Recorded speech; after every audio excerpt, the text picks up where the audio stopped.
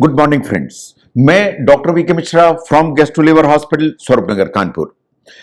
इससे पहले वीडियो में हम लोगों ने बात की कि अल्सरेटिव कोलाइटिस के जो अटैक्स आते हैं उनको आप कैसे रोक सकते हैं।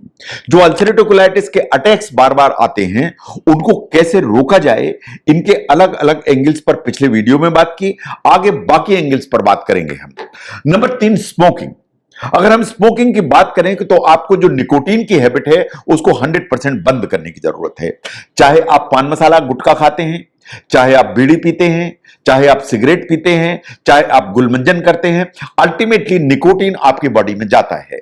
साइंस ऐसा मानती है कि निकोटीन अगर आपकी बॉडी में जाएगा तो जो क्रॉन्स डिजीज है, अल्सरेटिव कोलाइटिस है, इनके हमेशा उभरने का संभावना ज्यादा होगी।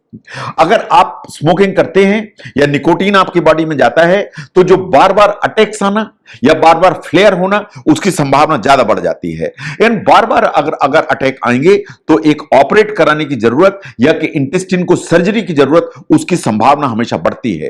तो इसलिए अगर आप स्मोकिंग बंद कर देते हैं तो साइंस ऐसा मानती है कि जो बार बार अटैक्स आते हैं वो वास्तव में बहुत संख्या में नीचे आ जाते हैं, शायद बंद हो जाते हैं। और यह भी बात सही है कि अगर अटैक्स नीचे आएंगे तो जो आपको दवाइयों का रिक्वायरमेंट आ रहा है वो भी धीरे धीरे कम आ जाएगा।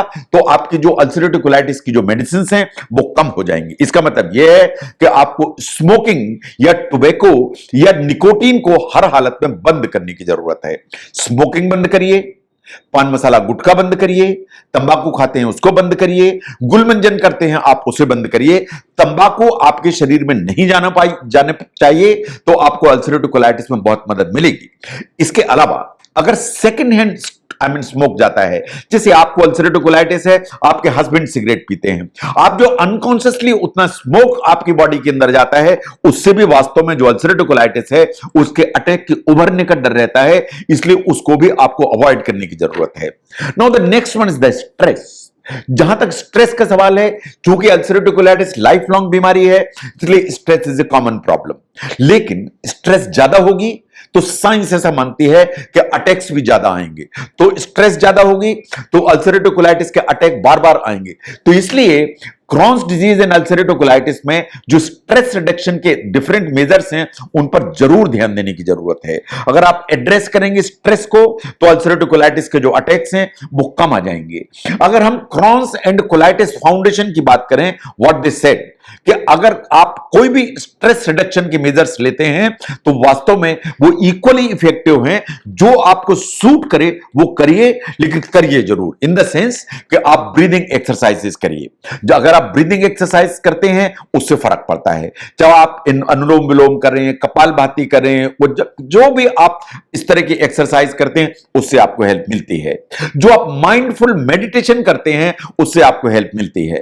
अगर आप योगा करते हैं उससे आपको हेल्प मिलती है। जो चाइनीज जो इस तरह की प्रैक्टिस है जैसे ताई ची है वो आप करते हैं, आपको उससे मदद मिलती है। ऐसे ही जैसे गाइडेड इमेजरी है उससे आपको फर्क मिलता है। इसका मतलब यह है कि जो भी एक्सरसाइज है जो स्ट्रेस के लेवल को नीचे लाती है वो हमेशा आपको एडवांटेजेस होगी। इसके अलावा बहुत सारे सपोर्ट ग्रुप्स अवेलेबल होते हैं, साइकोलॉजिकल काउंसलिंग अवेलेबल होती है, बहुत सारी एक्सरसाइजेस की अलग अलग मॉड्यूल्स अवेलेबल होते हैं जो स्ट्रेस रिडक्शन में आपको हेल्प करते हैं। तो स्ट्रेस के लिए जरूर आपको इंतजाम करने की जरूरत है। Now the next one is the exercise. जो रेगुलर एक्सरसाइज है वो आपको हेल्प करती है। जो एक्सरसाइज है सिर्फ स्ट्रेस कम नहीं करती। अगर आप रेगुलर एक्सरसाइज करते हैं तो स्ट्रेस तो डेफिनेटली नीचे आती है, लेकिन एक्सरसाइज आपका जो इम्यून रिस्पॉन्स है वो वास्तव में उसको मीडिएट करती है, और मीडिएट करेगी तो आपका जो इन्फ्लेमेशन है वो हमेशा नीचे की तरफ आएगा। अगर नीचे आएगा तो आपके जो बार बार अटैक्स आते हैं अल्सरेटिव कोलाइटिस के वो नीचे आ जाएंगे। इसका मतलब यह है कि एक्सरसाइज अगर आप रेगुलर करते हैं तो अल्सरेटिव कोलाइटिस के अटैक्स के बार बार आने की संभावना हमेशा कम होगी। कोई भी स्पेसिफिक गाइडलाइन नहीं है कि यह एक्सरसाइज करिए। किस तरह की एक्सरसाइज करनी, किस स्पीड में एक्सरसाइज करनी, वो इस पर डिपेंडेंट है कि आप क्या एंजॉय करते हैं।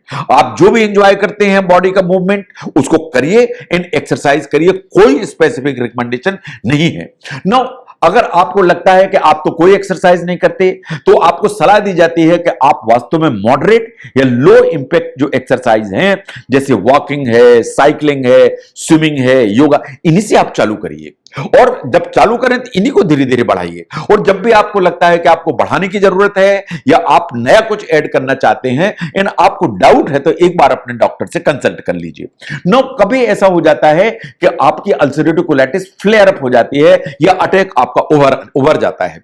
जब आपको अटैक आया हुआ है, जब आपका अटैक उभरा हुआ है, तो आपको वास्तव में उस समय एक्सरसाइज बंद करने की जरूरत है एंड आपको रेस्ट लेने की जरूरत है। और एक बार आपका दवाइयों से अटैक कंट्रोल हो जाए तो फिर एक ग्रेजुअल मैनर में जो लो इंपैक्ट एक्सरसाइजेज हैं उनको फिर से स्टार्ट करने की जरूरत है। The next one is the diet. Diet बड़ा इंपॉर्टेंट रोल प्ले करती है।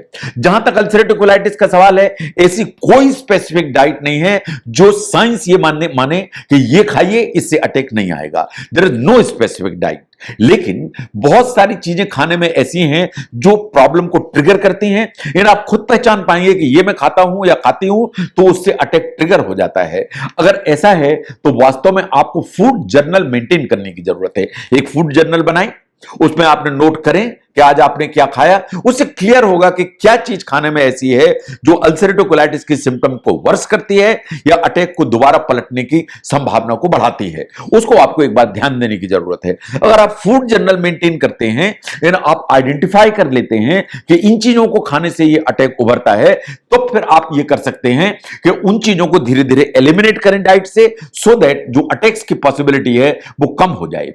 नाउ अगर हम ध्यान से देखें तो कुछ चीजें जरूर साइंस आइडेंटिफाई करती है। मैं चाहता हूं कि आप उन्हें देखें जरा। नंबर 1, ऐसे खाने या फूड्स जिनमें इनसॉल्युबल फाइबर की मात्रा ज्यादा है या रेशेदार चीजों की मात्रा ज्यादा है। चाहे हम होल ग्रेन्स की बात करें, चाहे रॉ ग्रीन वेजिटेबल्स की बात करें, पर्टिकुलरली जैसे आप ब्रोकली खाते हैं या आप गोभी खाते हैं, पत्ता गोभी खाते हैं, मतलब जिनमें भी रेशेदार चीजें इस तरह की ज्यादा हैं, वो अल्सरेटिव कोलाइटिस का जो अटैक है उसको लाने की ताकत रखती हैं। इसलिए उनको मिनिमाइज करने की जरूरत है। जैसे आप होल नट्स खाते हैं, इवन आप fruits with skin and seeds खाते हैं, वो भी आपको अवॉइड करने की जरूरत है। तो ऑल दोस फूड्स जिसमें इनसॉल्युबल फाइबर की मात्रा ज्यादा है, उनकी मात्रा को थोड़ा नीचे करके रखने की जरूरत है। That's number 1। नंबर 2, जो भी चीजें जिनमें लैक्टोज है, तो जो लैक्टोज शुगर है वो सिर्फ मिल्क प्रोडक्ट में होती है, दूध में होती है, आइसक्रीम में होती है, खोया में होती है, चीज में होती है। ये सब चीजें ऐसी हैं जिनमें लैक्टोज की मात्रा ज्यादा है। जो लैक्टोज शुगर है वास्तव में कुछ तरह की शुगर है जो इंटॉलरेंस तो आता ही है अल्सरेटिव कोलाइटिस में, इसके जो अटैक्स हैं इसको पलटने की ताकत रखती है। नाउ ऐसी जो चीजें हैं जिनमें शुगर की अमाउंट ज्यादा है, जब रिफाइंड शुगर आप ज्यादा मात्रा में इस्तेमाल करते हैं तो भी अटैक्स के पलटने का डर होता है। जैसे आप कैंडीज इस्तेमाल करते हैं, जो आप जूसेस ज्यादा पीते हैं, आप पेस्ट्रीज खाते हैं, और जहां तक इंडिया का सवाल है, लॉट ऑफ जो है स्वीट्स आर अवेलेबल। आप जलेबी खाते हैं, गुलाब जामुन खाते हैं, इमरती खाते हैं, ये सब जितने स्वीट्स हैं इंडियन स्वीट्स, ये बेसिकली चीनी से भरे हुए हैं, शुगर से भरे हुए हैं, और ये अल्सरेटिव कोलाइटिस का जो अटैक है उसको उभारने में मदद करते हैं। इसलिए इनसे आपको बचने की जरूरत है।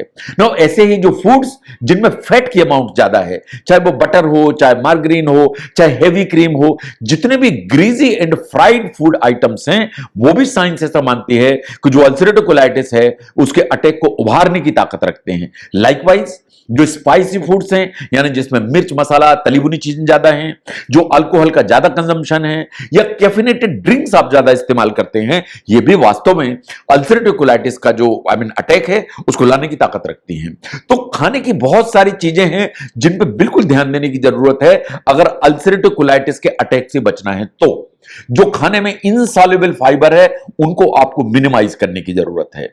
आपको जो लैक्टोज है या दूध के आइटम्स हैं उनको अलग करने की जरूरत है। वो सब आइटम जिनमें शुगर की मात्रा ज्यादा है उनको अलग करने की जरूरत है। वो सब आइटम जिसमें फैट की मात्रा ज्यादा है, स्पाइसेस की मात्रा ज्यादा है, उनको अलग करने की जरूरत है। इसके अलावा अगर आप एक्सरसाइज प्रॉपर करते हैं, स्ट्रेस के लेवल को नीचे रखते हैं, एंड आप स्मोकिंग को दूर करके रखते हैं, देन द पॉसिबिलिटी इसकी हमेशा है कि अल्सरेटिव कोलाइटिस तो है लेकिन इसके जो अटैक्स हैं बार बार पलट के नहीं आएंगे। तो अगर अल्सरेटिव कोलाइटिस के जो अटैक्स बार बार पलट कर आते हैं, इनसे बचना है तो इन सभी एंगल्स को आपको ध्यान देना पड़ेगा। अगर ये सब एंगल्स आपको हेल्प करते हैं अल्सरेटिव कोलाइटिस के अटैक को रोकने में, तो इस वीडियो को जरूर शेयर करें। मैं doctor VK Mishra from Gastro Liver Hospital, Swaroop Nagar, Kanpur. Thank you very much.